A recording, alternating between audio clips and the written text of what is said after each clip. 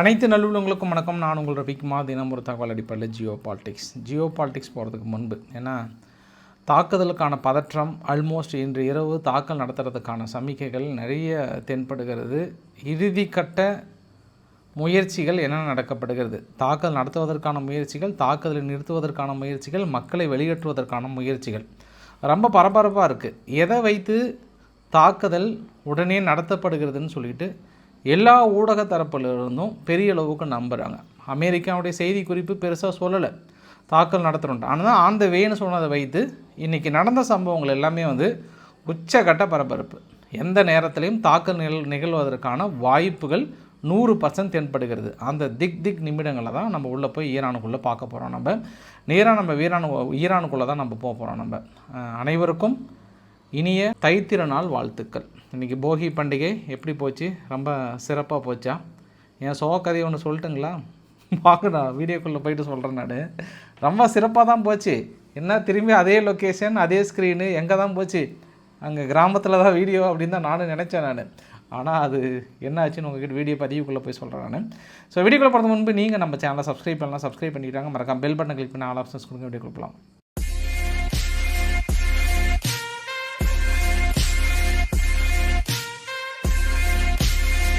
அதாவது ஈரான் தாக்குதல் போகிறதுக்கு முன்பு நான் என்னுடைய சோக கதையை உங்ககிட்ட சொல்லிடுறேன். நான் ஏன்னா எல்லோரும் இந்த போகி பண்டிகையை பெரிய அளவு கொண்டாடிட்டு இருப்பீங்க. மூட்டை முடிச்செல்லாம் கட்டிக்கிட்டு அப்படியே போயிட்டு இன்றைக்கி ஒரு காலையில் வீடியோ போட்டதுக்கப்புறம் என்ன பண்ணிட்டேன், இங்கேருந்து கிளம்பி கிராமத்துக்கு போயாச்சு. போனதுக்கப்புறம் அப்போல்லாம் ஒரு பழமொழி சொல்லுவாங்க, இந்த என்னது சேவ் பண்ண போகிறவங்க கத்தி இல்லாத கதை, பிளேடு இல்லாத போனான் கதையாக சொல்லுவாங்கள்ல, அந்த மாதிரி என் கதை என்னென்னா மைக்கை விட்டுட்டு போயிட்டேன். இந்த மைக்கு தான் நான் பயன்படுத்துறது. இந்த மைக்கை அது என்ன பண்ணிட்டேன், ஒரு பாக்ஸுக்குள்ளே போட்டு வைப்பேன். வெறும் இந்த பாக்ஸை மட்டும் தூக்கிட்டு நான் உள்ளே இருக்குன்னு நினச்சி நான் பாட்டு அவசரத்தில் பேக் பண்ணிவிட்டு போயிட்டேன். அங்கே மைக் இல்லை. அதுக்கப்புறம் நான் என்ன பண்ணேன், அதுவும் எப்போ பாருங்க 8 மணிக்கு கண்டுபிடிக்கிறேன் நான். அதுக்கப்புறம் அவசரமாக அங்கேருந்து கிளம்பி எல்லா வீட்டுக்கும் டாட்டா சொல்லிவிட்டு எப்படியே கிளம்பி ஓடி மறுபடியும் இதே இடத்துல நான் உட்காந்துருக்கிறேன். அப்போ தான் நினச்சேன், நான் ஒரு தடவை ஹெல்மெட்டை தலையில் போட்டுகிட்டே அரை மணி நேரம் தேடினேன் நான். அப்புறம் வீட்டில் திடீர்னு ஓடி கேட்டாங்க, என்ன தான் தேடுறீங்க அப்படின்னு கேட்டாங்க. ஹெல்மெட்டு வச்சேன் காணோன்னு கேட்டாங்க. அப்போ தலையில் இருக்கிறது என்னன்னு கேட்டாங்க. அல்ல அப்போ அந்தளவுக்கு நம்ம வீக்னஸாக இருக்கும்போது இதெல்லாம் கொஞ்சம் சுதாரிச்சிருக்கணும். அது இல்லாமல் இந்த போர் பதற்றம் வேறு, இன்றைக்கி கண்டிப்பாக நான் சீக்கிரமாக போடணும். ஏன்னா இன்றைக்கி இந்தியா கொடுத்த அறிவிப்பு அது மாதிரி. ஃபஸ்ட்டு இந்தியா தான் அனௌன்ஸ் பண்ணுறாங்க. 2 தடவை அனௌன்ஸ் பண்ணிட்டாங்க. ஃபஸ்ட்டு ஃபார்முலா காலையில் ஈரானில் இருக்கக்கூடிய இந்தியர்கள் எப்பாடுபட்டாவது எவ்வளோ சீக்கிரம் வெளியேற முடியுமோ வெளியேறிடுங்கன்ட்டாங்க. அதுக்கப்புறம் திரும்பி சாயந்தரம் என்ன பண்ணிட்டாங்க, நீங்கள் எந்த நிலையில் இருந்தாலும் சரி, நீங்கள் குளிச்சுட்டு நீங்கள் துண்டோடு இருந்தால் கூட சரி, அதே நிலைமையில் ஓடி வந்துடுங்க. முடிஞ்ச அளவுக்கு பக்கத்தில் இருக்கக்கூடிய எல்லை பகுதிகள், அசர்பைசானோ வேறு ஏதாவது அர்மீனியா, எங்கெங்கே எல்லை பகுதியில் இருக்கோ அட்லீஸ்ட் எல்லை பகுதிக்காவது போயிடுங்க. இது இந்தியாவுடைய இறுதி எச்சரிக்கையாக நாங்கள் கொடுக்குறோம். எவ்வளோ சீக்கிரம் வெளியேற முடியுமோ வெளியேறிடுங்கன்றாங்க. பட் அங்கே இருக்கக்கூடிய ஒரு சில இந்தியர்கள் வீடியோவும் போட்டிருந்தாங்க, இல்லை நாங்கள் சேஃபாக இருக்கோம், இப்போ எந்த பதற்றமும் இல்லை, அப்படியே இருக்குன்னு சொன்னாங்க. அப்படின்னா நம்ம அங்கே இருக்கக்கூடிய நிலைமைகளை புரிந்து கொள்ள முடிகிறது. இப்படி செய்தியெல்லாம் ரொம்ப ஃப்ளாஷ் நியூஸாக வந்துட்டு இருக்கும்போது கோட்டசாமி வீடியோவை சீக்கிரம் போடலான்னும் போது தான் மைக் இல்லை. சரி, அதுக்கப்புறம் நான் நினச்சேன், நான் இதை நினைக்கும் போது நான் சிரிக்கிறதா ஃபீல் பண்ணுறதான்னு தெரியல. ஸோ அதனால் அப்படியே உங்ககிட்ட சரளமாக சேர்ந்தேன் நான். சரி, இப்போ அடுத்த கட்ட சம்பவம் புரிஞ்சுக்கிட்டீங்கள சூழ்நிலையை. திரும்பி காலையில் இங்கே வீடியோ போட்டு தான் அங்கேருந்து கிளம்ப போகிறேன் நான் ஊருக்கு. அது ஒன்றும் பெரிய இஷ்யூலாம் இல்லை, பேசிக்கலாம் இல்லையா? அடுத்து நம்ம ஏன்னா நான் இருக்கிற வீட்டுக்கும் கிராமத்துக்கும் ரொம்பலாம் டிஸ்டன்ஸ் இல்லை. ஜஸ்ட் ஒரு 50 கிலோமீட்டர், 45 கிலோமீட்டர்லேருந்து 50 கிலோமீட்டர் தான் டிஸ்டன்ஸ். அது ஒன்றும் பெரிய இஷ்யூ இல்லை. இப்போ நம்ம எங்கே போகிறோம் அப்படின்னா ஈரானுக்குள்ளே போகிறோம். இந்தியா அறிவிப்பு கொடுத்ததுக்கப்புறம் Canada, UK, France, Germany, Ireland, New Zealand, Japan, China, Taiwan, Singapore எல்லா நாடுகளுமே ரொம்ப சீக்கிரமாக எந்த அளவுக்கு வெளியேற முடியுமோ வெளியேறிடுங்க, இல்லைனா பக்கத்து நாட்டில் கூட சீக்கிரம் போய் தஞ்சம் அடைஞ்சிக்கோங்க, அங்கே நாங்கள் உங்களை கூப்பிட்டுக்கிறோம் அப்படின்னு சொல்லியிருக்காங்க. அதனால் மக்கள் அங்கே வெளியேறுகின்ற அந்த பதற்றம் தென்படுகிறது. இன்னும் சிறிது நேரத்தில் தாக்குதல் தொடங்க போகிறார்கள் என்ற அச்சத்தில் அங்கங்கே மக்கள் வெளியேறி கொண்டிருக்கிறார்கள். சரி, எதன் அடிப்படையில் ஏன் இந்த பதற்றம் தொற்றியது? தாக்கல் நடத்துவதற்கான முழு அறிவிப்பு அமெரிக்கா கிட்டேருந்து கொடுக்கப்பட்டதா என்றால் இல்லை. அதற்கான சமிக்கைகள் கூட பெரிய அளவுக்கு தெரியல. நேற்று தான் ஏதோ ஒரு சர்வேலன்ஸ் ட்ரோன் ஒன்று பெருசாக எல்லை பகுதியில் பறக்குதுன்னு சொல்லியிருந்தோம். ஆனால் அமெரிக்கானுடைய பேஸ், அதாவது ஈரான் பக்கத்தில் இருக்கக்கூடிய அமெரிக்க பேஸ் எல்லாமே கொஞ்சம் உசார் நிலையில் இருக்கிற மாதிரி கேள்விப்பட்டிருக்கோம் அப்படின்ற மாதிரி சொன்னோம். நம்ம அறிகுறி என்ன சொன்னாங்கன்னா, இஸ்ரேலில் சொல்கிறாங்க. இஸ்ரேலினுடைய Boeing 767-338ER wing of Zion அப்படின்னு சொல்லுவாங்க. இந்த ஏர்ஃபோர்ஸ் என்ன பண்ணுறாங்க, பிரைம் மினிஸ்டர் அண்டு பிரசிடெண்ட், அதாவது ஃபஸ்ட்டு நெதன்யாகு அவர்களும் முக்கிய சகாக்களும் கிரீஸ் இருக்குல்ல, கிரீஸில் போய் இறங்கணுதான் சொல்கிறாங்க. போயிட்டு மறுபடியும் ரிட்டர்ன் வந்துட்டு நிறைய மக்களை டிபர்ச்சர் பண்ணியிருக்கிறாங்க, முக்கிய நபர்களை அப்படின்னு சொல்கிறாங்க ஃபஸ்ட்டு, அதாவது கிரீஸில். இது என்னப்பா பெரிய விஷயம் இல்லையா? அது இல்லாமல் இங்கே இருக்கக்கூடிய நிறைய போர் விமானங்கள் இங்கேருந்து கிளம்பி அதாவது இஸ்ரேலில் இருக்கக்கூடிய பேஸ்லேருந்து கிளம்பி அங்கே கிரீஸில் போயிட்டு டிபர்ச்சர் பண்ணுறாங்க, அங்கே நிலைநிறுத்துகிறாங்க. இது என்ன அப்படின்னா, வழக்கமாக ஈரான் இதுக்கு முன்பு தாக்கல் நடத்துறதுக்கான அறிகுறி இருக்கும்போது தான் இவங்க கொண்டு போய் நிறுத்தினாங்க. அதே மாதிரி இவங்க ஈரான் மீது தாக்கல் நடத்துறதுக்கு திடீர் தாக்கல் நடத்தினாங்க. ஒரு 12 நாள் யுத்தம் நடந்தது இல்லையா, அப்போ இஸ்ரேல் இப்படி தான் பண்ணாங்க. அப்போ இந்த சம்பவத்தை எப்படி அவங்க பிணைஞ்சு எடுத்துக்கிட்டாங்கன்னா, அப்போ யூகிச்சிட்டாங்க, ரைட்டு சம்மந்தமே இல்லாமல் இஸ்ரேலினுடைய போர் விமானங்கள் கொண்டு போயிட்டு கிரீஸில் நிறுத்துகிறாங்க, முக்கிய நபர்கள் கிரீஸுக்கு போகிறாங்க, நிறைய பேர் எவகேட் பண்ணுறாங்க, ஏன் கிளியர் பண்ணி வைக்கணும், என்ன காரணம்? சம்பவம் நம்பர் 1 ஆச்சா. சம்பவம் நம்பர் 2, அமெரிக்கானுடைய அல் உதைத் ஏர்பேஸ் கத்தாரில் இருக்குங்க. இந்த ஏர்பேஸை பொறுத்த வரைக்கும் தேவையில்லாமல் மக்கள் வெளியேற வேண்டாம். அது அங்கே இருக்கக்கூடிய அஃபீஷியல்ஸே முடிந்த அளவுக்கு அண்டர் கிரவுண்ட் இருந்ததுன்னா போயிடுங்க. அங்கே இருக்கக்கூடிய போர் விமானங்கள் இன்னும் கொஞ்சம் பின்னாடி கொண்டு போயிட்டு வச்சுருங்க. பெரும்பாலும் முக்கியம் வாய்ந்த போர் விமானங்களை நிறுத்த வேண்டாம் அப்படின்னு ஒரு உத்தரவு கொடுக்கப்பட்டதாக சர்க்குலேட் ஆகுது. இதை அல் ஜசீராவும் உறுதிப்படுத்துகிறாங்க. ஆமாம், நான் பக்கத்தில் இருந்து பார்த்தேன், குசுன்னு அவங்க பேசினாங்க. அவங்க பேசி இது மாதிரி ரொம்ப சீரியஸாக இருக்குது. ஏன்னா லாஸ்ட் டைம் ஈரான் அல் உதைத் ஏர்பேஸை தான் தாக்கல் நடத்தினாங்க. உங்களுக்கு நான் வரைபடத்தோடு சொன்னால் தான் எனக்கு கொஞ்சம் திருப்தியாக இருக்கும். அதனால் நான் உங்கள்கிட்ட வரைபடத்தை காட்டிடுறேன். நான் இதில் கத்தாரில் இருக்குது பாருங்கள், அல் உதைத் ஏர்பேஸ்ன்னு சொல்லிட்டு இருக்குது பார்த்தீங்களா. அமெரிக்காவுடைய சென்காம் முழுமையாக அங்கே நிறுத்தியிருக்காங்க. லாஸ்ட் டைம் ஈரான் இங்கே தான் தாக்கல் நடத்தினாங்க. இந்த கத்தாரில் இருக்கக்கூடிய அல் உதைத் ஏர்பேஸை ஃபுல்லாக காலி பண்ணி சவுதி அரேபியாவுக்குள்ளே கொண்டு போயிட்டாங்க. அப்போ இங்கே எம்டி பண்ணி வச்சிட்டாங்க. அப்புறம் யுஏயும் கொஞ்சம் எம்டி பண்ணுறாங்கன்ற மாதிரி கேள்விப்பட்டேன். அப்புறம் குவைத்து, இது எல்லா பகுதியிலுமே முடிந்த அளவுக்கு ஈரான் பக்கத்தில் இருக்கக்கூடிய அமெரிக்காவோட நிலைகளை ரொம்ப உசார் நிலையிலும் தயார் நிலையிலும் வான்தடுப்பு சாதனங்களையும் ஃபுல்லாக பொருத்திட்டு எந்த அளவுக்கு எம்டி பண்ண முடியுமோ எம்டி பண்ணி வைங்கன்னு சொல்கிறாங்க. இது ஈரானை சுற்றி இருக்கக்கூடிய அமெரிக்காவுடைய நிலைகள். ஈராக்கில் மட்டும் 2 இருக்குது, குவைத்தில் 2 இருக்குது, குவைத்தில் கிட்டத்தட்ட 2 இல்லை 3 இருக்குது. அப்புறம் பக்ரைனில் 1, கத்தாரில் 1, இதெல்லாம் சுற்றி பார்த்தா நம்மளுக்கு தெரியுதில்ல. அப்போ இந்த சம்பவம் நம்பர் நம்ம 2ன்னு எடுத்துக்கலாமா. அப்புறம் சம்பவம் நம்பர் 3, அல் உதைத் ஏர்பேஸிலேருந்து பெரும்பாலும் எம்டியாக காட்டுறாங்க.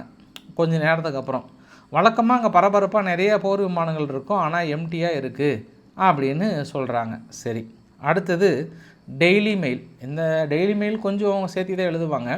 பட் இவங்க திடீர்னு என்ன சொன்னாங்கன்னா, கொஞ்சம் அமெரிக்காவுடைய கூட்டம் இன்னைக்கு கூட்டப்பட்டது. அதான் ட்ரம்ப் அவர்கள் இன்றைக்கி நேற்று ஒரு அறிவிப்பு கொடுத்தார்ல, இது மாதிரி ஈரான்கிட்ட பேச்சுவார்த்தை நடத்தலாமா தாக்கல் நடத்தலாமான்றதுக்கு பேச்சுவார்த்தை நீங்கள் கேன்சல் பண்ணிட்டோன்னு சொன்னாங்க இல்லையா.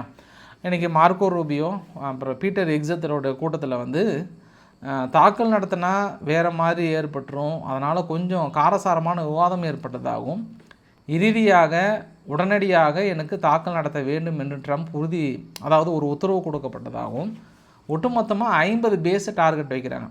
ஐஆர்ஜிசியினுடைய முக்கிய ஹெட் குவார்ட்டர்ஸ் எல்லாமே டார்கெட் வைக்கிறாங்க.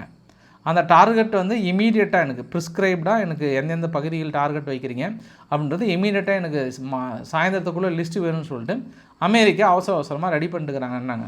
உங்களுக்கு இந்த வரைபடத்தை நான் நேற்றே காட்டினேன், மறுபடியும் இன்றைக்கி நான் காட்ட விரும்புகிறேன். நான் இது ஒவ்வொரு மாகாணத்துக்குள்ளாரையும் இந்த சிவப்பு கலரில் பொட்டு வச்ச மாதிரி இருக்குது பார்த்தியா, இது எல்லாமே ஐஆர்ஜிசியினுடைய முக்கிய ஹெட் குவார்ட்டர்ஸ். இந்த ஹெட் குவார்ட்டர்ஸ் எல்லாத்தையும் டார்கெட் வைக்கிறாங்க ஃபஸ்ட்டு.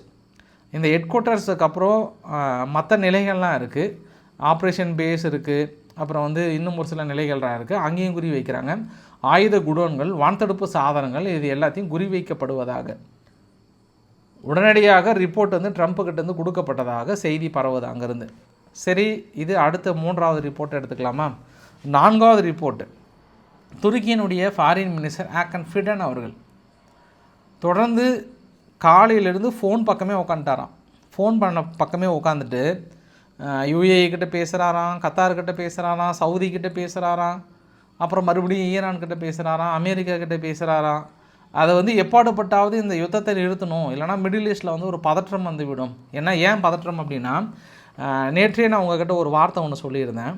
இந்த யுத்தம் தொடங்கும் போது லாஸ்ட் டைம் இஸ்ரேல் அடித்து தேவையில்லாமல் இஸ்ரேலுக்குள்ளே நிறைய தாக்கல் நிகழ்ந்தது. இந்த தடவை இஸ்ரேல் அதை அவாய்ட் பண்ணணும்னு நினைக்கிறேன். அதனால் அமெரிக்கா மூலிமா தனது காரியத்தை சாதிக்கிறாங்க.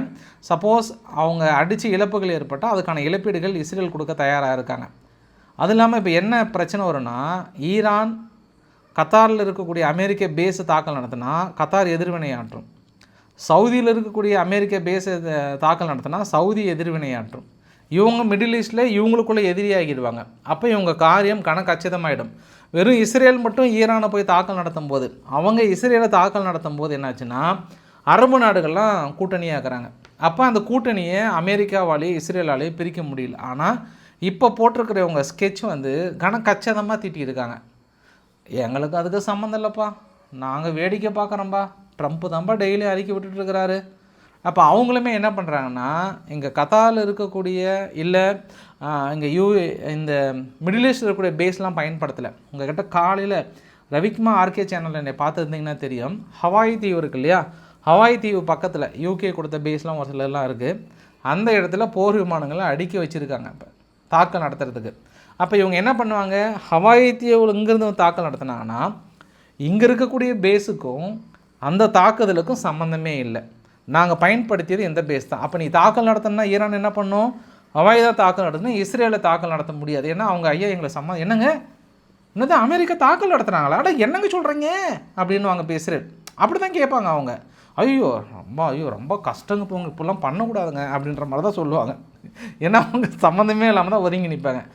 இப்போ ஈரான் என்ன பண்ணுவாங்க, வெகுண்டு எழுந்து தன் சொந்த சகாக்களையே தன் சொந்த பங்காளிகளையே அடித்தாங்கன்னா, பங்காளிக்கு முட்டிக்கிட்டாங்கன்னா எப்போ ஓடி வருவாங்க அவங்க. ஆபிரகாம் அக்காடை உருவாக்கணும்னு சொன்னோமா இல்லையா, தேவைப்படுதா நம்மளுக்கு அப்படின்னு. இப்போ அதனால் இப்போ அமெரிக்கா வந்து பயங்கரமாக மூவ் பண்ணிட்டாங்க. இதனால தான் ஈரானுடைய அராக்சி அவர்கள் ஒன்று சொல்கிறாரு, அதாவது இஸ்ரேல் வந்து நேரடியாக மோத தைரியம் இல்லாமல் அமெரிக்காவின் பின்புலமாக இருந்து ஒளிந்து கொண்டு இந்த ஒரு செயல்களை செய்து கொண்டிருக்கிறது என்றால் நாங்கள் தக்க பாடம் புகட்டுவோம். ஒன்றை மட்டும் நினைவில் வைத்து கொள்ளுங்கள், அமெரிக்க நிலைகளை மட்டும் அடிக்க மாட்டோம், இஸ்ரேல் வரைபடத்தில் இல்லாமல் போக்கிவிடும், பொசக்கி விடுவோம், நசுக்கி விடுவோம், அழித்து விடுவோம். யாருக்கிட்ட வந்து எங்கே மோதுறீங்க, இது கடைசி வார்னிங். அமெரிக்கா எங்களை நீங்கள் தொட்டிங்க, நீங்கள் கெட்டீங்கன்ட்டாங்க. நீங்கள் எந்த நிலைகளாக இருந்தாலும் சரியே மறுபடியும் நாங்கள் சொல்கிறோம், ரொம்ப கிளாரிட்டியாக இருக்கிறோம், அடி பிரித்து மேய்ஞ்சிடும்ன்றாங்க ஈரான் தரப்பில். அப்போ ஈரான் வந்து கொஞ்சம் கூட பயப்படலை, அமெரிக்கா வந்து கொஞ்சம் கூட பயப்படலை, கண்டிப்பாக அடித்தே தீரணுன்றாங்க. ஸோ இது வந்து ஹை ரிஸ்க் ஆப்ரேஷன் அப்படின்னு சொல்லிட்டு அமெரிக்கா இதுக்கு ஒரு பேர் வந்து வச்சுருக்காங்க. பட் அந்த பேர் முழுசாக தாக்கல் நடத்துனதுக்கு அப்போ தான் தெரியும். மிடில் ஈஸ்டெல்லாம் ஒன்றா சேர்ந்து அமெரிக்கா கிட்ட ஒரு கோரிக்கை வைத்திருக்காங்க, கொஞ்சம் அமைதியாக போகலாமே, பேச்சுவார்த்தை நடத்தலாமே அப்படின்னு சொல்கிறாங்க. இன்றைக்கி மதியத்துக்கு மேலே இருந்தே ஈரான் மீது பறக்கக்கூடிய அந்த வான்பரப்பெல்லாம் கொஞ்சம் கிளியர் ஆகுது. அந்த தாக்கல் நடத்துறதுக்கான அறிகுறிகள் வந்து தென்படுகிறது. இன்னும் கூடுதலாக இந்த ஹெர்மஸ் பகுதி இருக்கும், அதாவது ஈரானுக்கு கீழே அந்த வளைகுடா பகுதியில், அந்த இடத்துல இன்னும் அதிகமான சர்வேலன்ஸ் கேமரா வந்து வெளியிடுறாங்க. உச்சபட்சமாக ஈரானுக்குள்ளார வந்து இராணுவ சட்டத்தை கிட்டத்தட்ட டிக்ளேர் பண்ணுறாங்க. இராணுவ சட்டத்தை வந்து அவங்க அதிகாரப்பூர்வமாக சொல்லனாலும் பத்திரிகைகள் அப்படி தான் சொல்கிறாங்க. இராணுவ சட்டத்தை ஆல்மோஸ்ட் இது வந்து செயல்படுத்துகிற மாதிரி தான்ன்றாங்க. போராட்டக்காரர்களை ஒழிப்பதற்காக ஈரானே ஒரு சில நபர்களிடம் ஆயுதங்கள் கொடுத்து நீயே உள்ளுக்குள்ளே போயிட்டு அவங்களே போடு அப்படின்னு இன்றைக்கி கொடுத்ததாகவும், இன்றைக்கி நிறைய மக்களை அப்படி திருப்பி சுட்டதாகவும் சொல்கிறாங்க. அதனால் இன்றைக்கி இறப்புகள் எண்ணிக்கை மேலும் கூடலாம்ன்றாங்க. ரேசா பலாவி அவர்கள் ஒரு பக்கம் மேலே போயிட்டு நகி 12,000 பேர் இறந்துருப்பாங்க. ஆனால் எனக்கு உறுதியாக தெரியும், அங்கே இருக்கக்கூடிய தகவல்கள் வந்து கொண்டு இருக்கிறது 9/11 டெரரிஸ்ட் அட்டாக்கை விட மிக மோசமாக அப்பாவி மக்களை சுற்று பொசுக்கி கொண்டிருக்கிறது ஈரான். யாராவது சொந்த மக்களை சுட்டு பொசுக்குவார்களா? ஆனால் ஈவு இரக்கமில்லாத இவர்கள் சுட்டு பொசுக்கி கொண்டிருக்கிறார்கள். இவர்களின் இறுதி உரை எழுதப்படுகிறது, மக்களே ஒன்று திரளுங்கள், உங்களுக்கான சுதந்திர வேட்கை நெருங்கி விட்டது, அமெரிக்கா வந்து விட்டது, காத்திருங்கள், தாக்குதலை நடத்தப் போகிறோம்ன்றார் இவர். யார் உட்காந்த இடத்துல இவர் வாட்சி பிடிக்கிற மாதிரி பயங்கரமாக வந்து பேசிகிட்டு இருக்கிறாரு. அப்போ நம்ம என்ன இதெல்லாம் பார்க்கும்போது நம்மளுக்கு என்னங்க தோணுது? உங்களுக்கு என்னங்க தோணும்? மனசை விட்டு பேசுங்க. வீட்டில் பேச முடியலனாலும் என்கிட்ட மனசை விட்டு பேசுங்க. என்னங்க உங்களுக்கு தோணுது சொல்லுங்கள். தெரியுதா? நான் ஏதோ 2-3 மாதம் தள்ளி போகிறாங்கன்னா இல்லை, இந்த பொங்கல் அன்னைக்கு, சூரியன் பொங்கல் அன்னைக்கோ இல்லை மாட்டு பொங்கல் அன்னைக்கோ தாக்கல் நடத்தியே தீருவேன் அப்படின்னா அந்த லாஸ்ட் நாள் உழவர் திருநாள் இருக்குல்ல, கடைசி நாள், அன்னைக்காக நான் வந்து நடத்தியே தீருவேன் அப்படின்ற மாதிரிலாம் ரொம்ப கங்கணம் கட்டி கொண்டு இருக்கிறது அமெரிக்கா. பார்க்கலாம் எந்த பொங்கலில் பொங்க வைக்க போகிறாங்கன்னு தெரியல. ஆனால் இன்றைக்கி ஜம்மு காஷ்மீரில் குறிப்பாக சன்னி முஸ்லீம்ஸ் வந்து நிறையா இருக்காங்க. அவங்க எல்லாம் ஒன்று கூடி இந்தியானுடைய கொடிகளையும் ஈரானுடைய கொடிகளையும் அயதுல்லாலி காமேனிக்கு ஆதரவான ஒரு போராட்டத்தையும் பார்க்க முடியுது. இந்தியா ஆதரவளிக்க வேண்டும், உடனடியாக தலையிட வேண்டும், அமெரிக்கா தாக்கல் நடத்த வேண்டும், ஈரான் மீது தாக்கல் நடத்தக்கூடாது என்று சாலிடாரிட்டியான ஒரு சப்போர்ட் இந்த இடத்துல வந்து பார்க்க முடியுது. ஆனால் இந்தியா இன்று வரை ஈரான் பக்கம் இருக்கிறதா அமெரிக்கா பக்கம் இருக்கிறதா என்றால் நடுநிலை வைக்கிறது. காரணம் என்னென்னா, நம்ம பிரிக்ஸ் கூட்டமைப்பில் இருக்கோம். பிரிக்ஸ் கூட்டமைப்பில் இருக்கிறனால இந்த இடத்துல நம்ம நடுநிலை வகித்தே ஆக வேண்டிய ஒரு சூழ்நிலை. ரஷ்யா வந்து தடுக்க பார்க்குறாங்க. பட் ரஷ்யா தடுக்க முடியாது அந்த அளவுக்கு, ஏன்னா அவங்களே உக்ரைனுடைய யுத்தத்தில் இருக்கிறதுனால அவங்க பேச்சு பெருசாக எடுபடாது.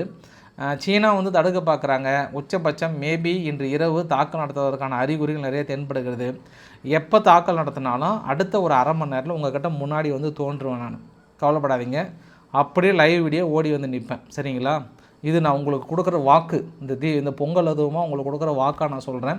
எப்போ தாக்கல் நடந்தது, நான் முழிச்சிட்டு இருந்தேன்னா, சப்போஸ் தூங்கிட்டுன்னா கஷ்டம், முழிச்சிட்டு இருந்தேன்னா அடுத்த அரை மணி நேரத்தில் லைவுக்கு வரேன். என்ன சூழ்நிலை, இதுக்கப்புறம் என்ன நடக்க போகுது, இதுக்கப்புறம் மிடில் ஈஸ்டில் என்ன மாதிரியான சூழ்நிலை மாறும், இது எல்லாமே நம்மளால் ப்ரிடிக்ட் பண்ணிட முடியும். ஸோ காத்திருங்கள், சம்பவம் பெருசாக இருக்கிறது. பொங்க வைக்கிச்சிட்டு இருக்காங்க. இப்போ நம்ம அங்கேருந்து கிரீன்லாந்துக்கு போயிடலாம். அங்கே கிரீன்லாந்தினுடைய இன்டீரியர் மினிஸ்டர் எல்லாமே ஐரோப்பா நாடுகள் இதுக்கப்புறமும் ஒன்றிணையலைன்னா நம்மளை வந்து அவங்க சொல்கிற நாடை வந்து கோத்து பிடிச்சிட்டு போயிடுவாங்கன்ற மாதிரி சொன்னாங்க. எனக்கு இந்த கிரீன்லாந்து கதையை பார்க்கும்போது எனக்கு என்ன தோணுச்சுன்னா, பாஸ், அங்கே ஏதாவது ஒன்றுன்னா ரஷ்யா உள்ளே வந்துடுவாங்க, ரஷ்யா வந்து போலந்து பிடிச்சிருவாங்க, அங்கே பிடிச்சிருவாங்கன்னு சொல்லியே இவங்களெல்லாம் அந்த பக்கம் அனுப்பிட்டு கடைசியில் இவங்க திரும்பி பார்க்குறதுக்குள்ளார அமெரிக்கா பக்கம் கூட கிரீன்லாண்டை தூக்கிட்டாங்களே. யார்? அமெரிக்கா. அதுதான் இங்கே சால சிறந்தது. இன்றைக்கி ஐரோப்பியர்களுடைய மனப்பாடம் செய்யப்பட்ட அவங்க வந்து தினந்தோறும் அவங்க சொல்லப்படுகிற டைலாக் என்னென்னா, இன்னும் சற்று வாரங்களிலோ சற்று மாதங்களிலோ இன்னும் சில மாதங்களிலோ சில வருடங்களிலோ போலந்தை அடிக்கப் போகிறார்கள், ஐரோப்பாவை அடிக்கப் போகிறார்கள், ரஷ்யா நினைக்கிற நாடை பிடிக்கப் போகிறது. அமெரிக்காவின் செல்ல பிள்ளைகள் ஒரு நாளும் உறங்கவில்லை. லாட்வியா, லிதுவேனியா, எஸ்டோனியா இவங்கெல்லாம் வந்து கிட்டத்தட்ட தூங்கவே இல்லை. எந்த நேரத்தில் ஐயோ ரஷ்யா வந்துடுவாங்களா, ஐயோ நம்ம நாட்டை பிடிச்சிருவாங்களான்னு. கடைசியில் கோட்டை சாமிங்களே அந்த பக்கம் பார்த்தீங்களா, பின்னாடி திரும்பி பார்த்தீங்களா டென்மார்க்கு போயிடுச்சு. இன்றைக்கி ஜெர்மனி ஓடி வந்து நம்ம ஏன் யூரோப்பியன் பிரிட்ஜை உருவாக்கக்கூடாதுன்னு சொல்லிட்டு ஏதோ வீரர்களை கொண்டு போய் நிறுத்திட்டு இருக்காங்களாம். அதுக்கு தான் நீங்கள் அமெரிக்கா தரப்பில் நக்கலாக சொன்னாங்க, 2 நாய் நிறுத்தி வச்சுருந்தீங்க, இப்போ அந்த நாய்க்கு பாதுகாப்பாக கொண்டு வந்து நிறுத்துறீங்களான்றாங்க. இருந்தாலும் இமானுவேல் மேக்ரன் அவர்கள் சொல்லிட்டார், பாட்டியும் பேரனனுக்கு சரியான கோபம். இது கொஞ்சம் கூட சரியில்லை. அதாவது அவங்க தெளிவாக கிரீன்லாந்து வந்து நாட் ஃபார் சேலுன்னு சொல்லியும் தொடர்ந்து அதை வந்து வலியுறுத்த வேண்டும் என்பது சொவினாரிட்டியை மறுபடியும் சோதித்து பார்க்கின்ற ஒரு செயல்.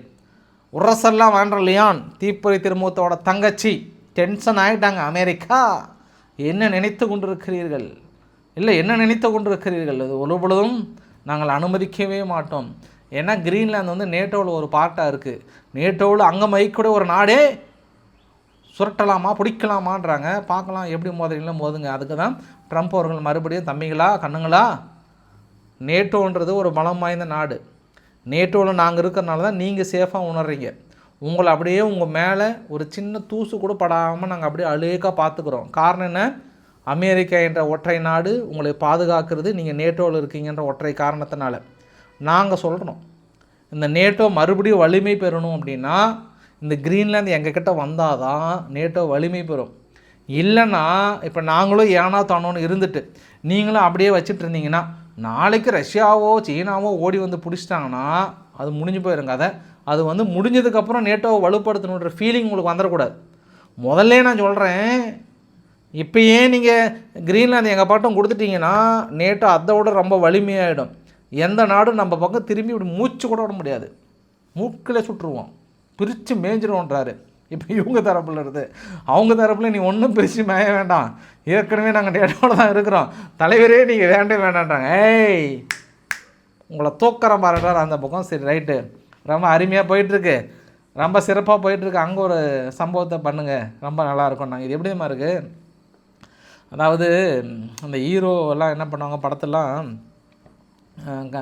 ஹீரோ பக்கத்தில் ஒரு டம்மி பீஸ் வச்சுப்பாங்க, டப்புன்னு அவனை அடித்தா அங்கே வந்து காரியம் நடக்கும். அதனால் இந்த டைம் என்ன பண்ணிட்டாங்க, ஒரு டப்புன்னு வெனிசுலாவை அடித்து இந்த கிரீன்லாந்தை கேட்குறாங்க, அங்கே ஒரு அடி அடித்து கொடுக்குறா இல்லையானோடனே அவன் டப்புன்னு ஓடி வந்து கொடுப்பாங்கல்ல, அந்த மாதிரி நினச்சிக்கிட்ட அமெரிக்கா. இப்போ அமெரிக்காவுக்கு ஒரு காமெடி பீஸாரு வெனிசுலா. இப்போ அதை வைத்து இவங்க ஏய் பார்த்துடலாங்க, நைட்டாக தூக்கணுமா இல்லையா, தூக்கட்டுமான்ற மாதிரி தான் சொல்ல வராங்க. இப்போ போதாத குறைக்கு இப்போ ஈரானை வேறு சீண்ட போகிறாங்க. இப்போ ஈரானை அடிச்சுட்டு மறுபடியும் அங்கே ஐரோப்பா பார்ப்பாங்க. போதுமா, இப்படி பளிச்சுன்னு அந்த பக்கம் அடிச்சுட்டு இங்கே பாரு கண்ணப்பாருன்னு அடிப்பாங்கள்ல, அந்த மாதிரி இப்போ அமெரிக்கா அந்த நினப்பில் இருக்காங்க.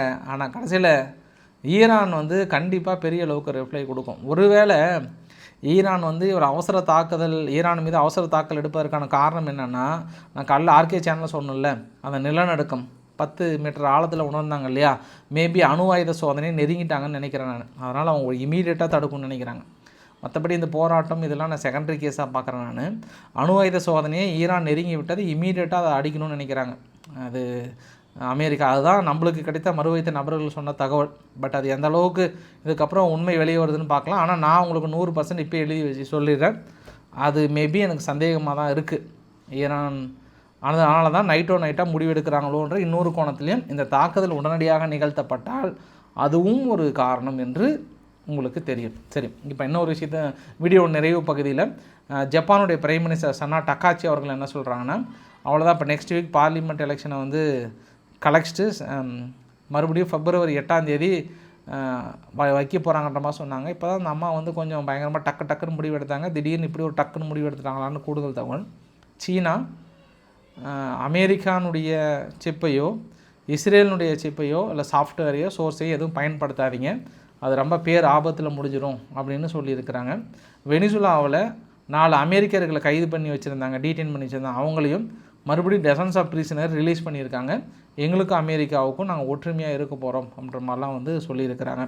ஸோ அந்த இறுதி பதிவில் ரஷ்யா உக்ரைன் பேச்சுவார்த்தையில் ஸ்டீவ் விக்ஸாப் அவர்களும் ஜெரார்டு குஷ்னர் அவர்களும் அடுத்த வாரம் மாஸ்கோவுக்கு போகிறாங்களாம் பேச்சுவார்த்தையை நடத்துவதற்காக.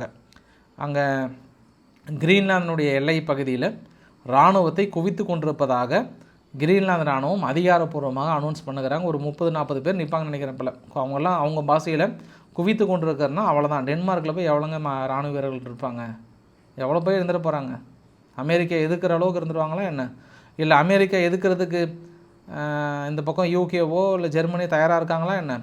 அங்கே ரஷ்யாவை மிரட்டுற மாதிரி இந்த பக்கம் அமெரிக்காவை மிரட்ட முடியுமா என்ன?